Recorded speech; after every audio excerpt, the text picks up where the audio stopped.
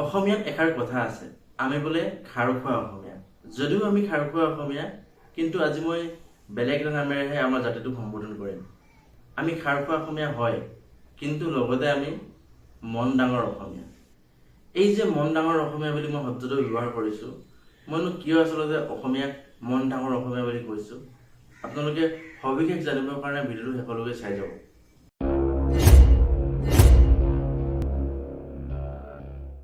Hi hello' নমস্কাৰ, স্বতন্ত্ৰ আছোঁ। মোৰ অন্য এটা ভিডিঅ'লৈ মই প্ৰাঞ্জল।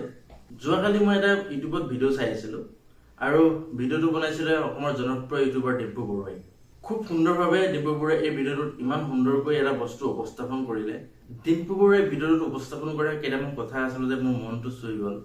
আৰু যিহেতু এনেধৰণৰ টপিকৰ ওপৰত ময়ো ভিডিঅ' বনাই আহিছোঁ বা চেষ্টা কৰোঁ আপোনালোকক কিবা এটা বস্তু বুজাবৰ কাৰণে, আৰু সেইকাৰণে মই এই ভিডিঅ'টো প্ৰস্তুত কৰিলোঁ। আৰু সেই ডিম্পু বৰুৱাই যিকেইটা কথা কৈছিলে সেই কথাষাৰো মই আচলতে আপোনালোকৰ লগত ক'ম। লগতে আৰু দুটামান কথা মোৰ ফালৰ পৰা মই আপোনালোকক ক'ম। এই যে যোৱা কেইদিনমানৰ পৰা আপোনালোকে বাতৰি পত্ৰ বা ছ'চিয়েল মিডিয়াৰ বিভিন্ন প্লেটফৰ্মত দেখি আহিছে যে দেশৰ আটাইতকৈ ধনী ব্যক্তি আম্বানী আচলতে তেওঁৰ সৰু পুতেকৰ বিয়াত ইমান উলহ মালহেৰে বিয়া পাতিছে। এখন বিৰাট ডাঙৰ বিয়া, য'ত ডাঙৰ ডাঙৰ চেলিব্ৰিটি, ডাঙৰ ডাঙৰ বাহিৰৰ পৰা দেশ বিদেশৰ পৰা মানুহ সেই বিয়াত আহিছে। দেখিবলৈ এনেকুৱা লাগিছে যেন ইমান টকা খৰচ কৰি আম্বানীয়ে আচলতে সেই বিয়াখন পাতিছে। কিন্তু এই কথাটোকে সেইদিনাখন ডিম্পু বৰুৱাই বহুত চিম্পল ভাষাত মানুহক বুজাবলৈ চেষ্টা কৰিলে যে আম্বানীয়ে সেইখন বিয়াত টোটেল টকা খৰচ কৰিছে প্ৰায় 2000 কোটি টকা। হয়, 2000 কোটি টকা বুলি ক'লে এটা বিৰাট ডাঙৰ এমাউণ্ট, সেইটো আপুনিও জানে ময়ো জানো। কিন্তু এতিয়া কথাটো হ'ল অলপ বেলেগ ধৰণৰ। সেই 2000 কোটি টকা আপোনাৰ মোৰ কাৰণে বহুত ডাঙৰ, কিন্তু আম্বানীৰ কাৰণে সেয়া এটা তেনেই সৰু এমাউণ্ট। আম্বানীয়ে নিজৰ পুতেকৰ বিয়াত 2000 কোটি টকা খৰচ কৰিলে। সেই 2000 কোটি টকা আম্বানীৰ ইনকমৰ 0.01%। 0.01%। তাৰমানে তেওঁ যদি 10 টকা পইচা আছে হাতত, আম্বানীৰ হাতত যদি 10 টকা পইচা আছে, তেতিয়াহ'লে আম্বানীয়ে সেই 10 টকাৰ 1 পইচাহে খৰচ কৰিছে। আম্বানীৰ হিচাপত সেইখন বিয়া বহুত এখন ডাঙৰ বিয়া নহয়, কাৰণ মাত্ৰ 2000 কোটি টকা খৰচ কৰি সেইখন বিয়া পাতিছে। কিন্তু আম্বানীৰ যদি টোটেল সম্পত্তিৰ আমি হিচাপ উলিয়াবলৈ যাওঁ, প্ৰায় 10,000 লাখ কোটি টকাতকৈ বেছি সম্পত্তি আছে। আমি যদি ডলাৰ হিচাপত আম্বানীৰ সম্পত্তিৰ হিচাপ চাবলৈ যাওঁ, তেতিয়াহ'লে প্ৰায় 118 বিলিয়ন ডলাৰ, USD ডলাৰ সম্পত্তিৰ মালিক হয় মুকেশ আম্বানী। আৰু সেই আম্বানীয়ে মাত্ৰ 2000 কোটি টকা খৰচ কৰি এখন বিয়া পতাটো তেওঁৰ কাৰণে বহুত সৰু কথা। কাৰণ মই ক'লোৱেই, যদি আমি টকা হিচাপত যদি চাবলৈ যাওঁ, আম্বানীৰ ওচৰত যদি বোলে 10,00,000 কোটি টকা আছে, তেতিয়াহ'লে আমি যদি 1 টকাকৈ যদি ধৰোঁ, তেতিয়াহ'লেও আম্বানীৰ হাতত 10 লাখ টকা থাকিব। আৰু সেই 10 লাখ টকা যাৰ ওচৰত আছে, সেই মানুহটোৱে অকল এখন বিয়াৰ কাৰণে 2000 টকা খৰচ কৰিছে বুলি ভাবিলোঁ।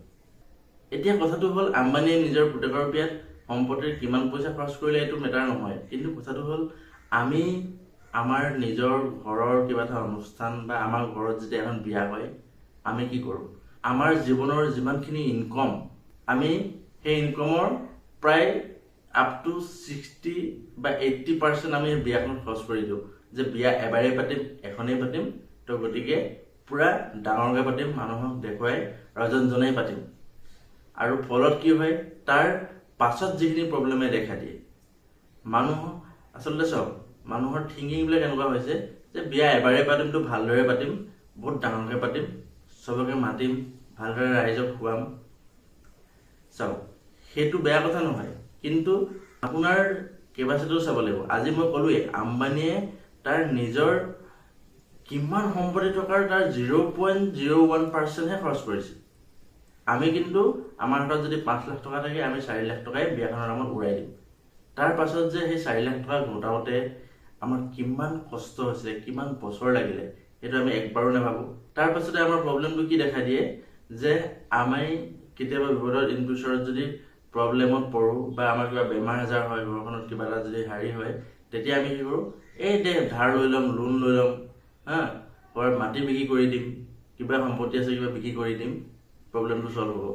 কিন্তু এই যে আমি যে ভৱিষ্যতৰ কথা নভবাকৈ যে আমি যে খৰচা কৰি দিওঁ, আৰু এই ক্ষেত্ৰত বিশেষকৈ দেখা যায় আমাৰ অসমীয়া মানুহখিনি এই ক্ষেত্ৰত আটাইতকৈ এটা মানে মাইণ্ডত এটা মিছকনচেপ্ট সোমাই আছে যে তেওঁলোকে আমাৰ মনটো বহুত ডাঙৰ। একচুৱেলি মনটো বহুত ডাঙৰ। আমাৰ যদি হাতত 10 টকা থাকে আমি 20 টকা খৰচ কৰাৰ কথা চিন্তা কৰোঁ। 10 টকা লাগিলে আমি ধাৰে লৈ ল'ম বা কিবা এটা সম্পত্তি বিক্ৰী কৰি আমি যিয়ে নকৰোঁ, আমাৰ মনটো বহুত ডাঙৰ। আৰু এই যে মনটো ডাঙৰ, এই মনটোৱে আচলতে আমাক আজিলৈকে বহুত বেছি ধনী বা আগবাঢ়ি যাবলৈ আমাক সদায় বাধা প্ৰদান কৰে। আৰু মই এই ক্ষেত্ৰত আগতো এটা বহুত সুন্দৰকৈ এই টপিকৰ ওপৰত এটা ভিডিঅ' বনাইছিলোঁ আজিৰ পৰা প্ৰায় 2-3 মাহৰ আগত। মই লিংকটো দিলে আপোনালোকে সেই ভিডিঅ'টো এবাৰ ভালদৰে চাব।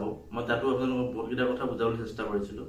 কথাটো হ'ল আমি কিবা এটা বস্তু কিনিবলৈ আমি ইমান দেখাত দেখি মানে উৎপাত লগাই দিওঁ যে তাৰ ওচৰত আছে, মোৰ ওচৰত কিয় নাই, মোৰ ওচৰত থাকিব লাগিব। কিন্তু চাওক, আজি তাৰ ওচৰত সি যে এখন বোলে কোনোবা এটা মানুহে এখন গাড়ী লৈছে, 10 লাখ টকীয়া এখন গাড়ী লৈছে, তেওঁ 10 লাখ টকা গাড়ীখন লৈছে মানে তেওঁৰ ওচৰত হয়তো 20 লাখ টকা তেওঁ আছে, যাৰ কাৰণে তেওঁ 10 লাখ টকা ৰাখি 10 লাখ টকা গাড়ীখন লৈছে।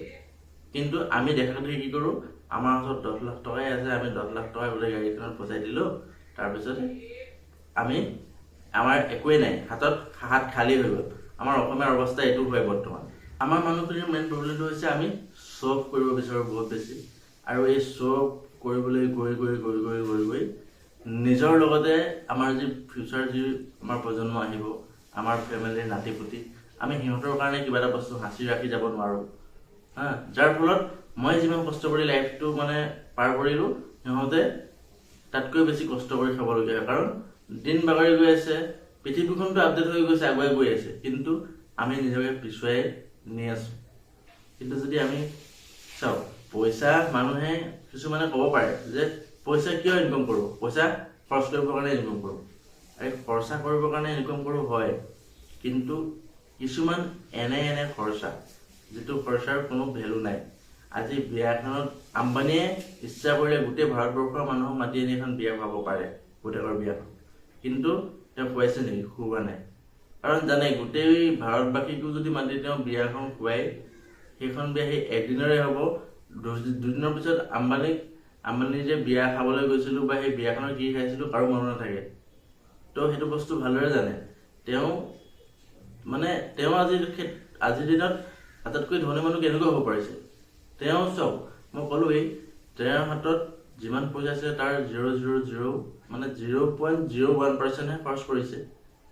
কিন্তু আমাৰ হাতত যদি 10 লাখ টকা থাকিলে হ'লে আমি 9 লাখ টকাই বিয়াখনৰ নামত উৰাই দিলোঁ হ'লে, যে ডাঙৰকৈ পাতি মানুহক ভালদৰে খুৱাম। তো বস্তুটো এইটো হৈছে। আৰু তাতকৈ ডাঙৰ কথা, আমি মানুহবিলাকে এই যে মই কৈছিলোঁ লোন বা কিবা এটা সম্পত্তি বিক্ৰী দিয়াৰ ক্ষেত্ৰত আমাৰ অসমীয়া আটাইতকৈ এক্সপাৰ্ট। এই কি হ'ব দেখা যাব দে, পিছত দেখা যাব, এনেকুৱা টাইপৰ হয়। কিন্তু এই বস্তুটোৱে ইন ফিউচাৰ যিখিনি আমাৰ নাতিপুতি আহিব, সিহঁতৰ কাৰণে বহুত প্ৰব্লেম ক্ৰিয়েট হৈ যায়। আজি মই যদি মোৰ ল'ৰা ছোৱালীৰ কাৰণে সাঁচি থৈ নাযাওঁ বা কিবা এটা যদি গোটাই থৈ নাযাওঁ, তেওঁ মোৰ ল'ৰা ছোৱালীক কিবা এটা বস্তু ষ্টাৰ্ট কৰিবলৈ অন্তত মই কিবা এটাতো দি যাব লাগিব, যাৰ পৰা সি ষ্টাৰ্ট কৰিব পাৰিব। মই যেনেকৈ 0ৰ পৰাই ষ্টাৰ্ট কৰিছোঁ, সিও যদি 0ৰ পৰাই ষ্টাৰ্ট কৰিব লগা হয়, তেতিয়াহ'লে আগবাঢ়িব কেনেকৈ?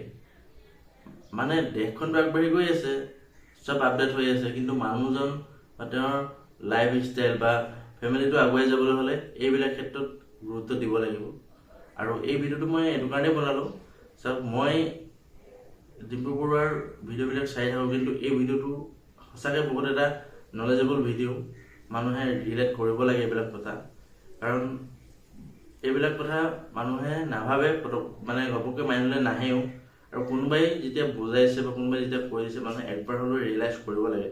আৰু এইবুলি নহয় যে সি কৈছে মই কিয় মানিম বা সি কৈছে মই কিয় বুজিম, এইটো বুলি নাভাবিব। জাষ্ট কিছুমান কথা মনত ৰাখিব যে শ্ব' অফে লাইফ নহয়, শ্ব' অফ কৰিবলৈ মানুহৰ লাইফটো নহয়। মানুহৰ লাইফটোত কিছুমান বস্তু এনেকুৱা আছে যিখিনি বস্তু আমাৰ অসমীয়া জাতিটোৱে ভুল কৰে, যাৰ কাৰণে মই আজি এই ভিডিঅ'টোৰ ষ্টাৰ্টিঙতে কৈছিলোঁ আমি মন ডাঙৰ অসমীয়া, আমাৰ মনটো বহুত ডাঙৰ।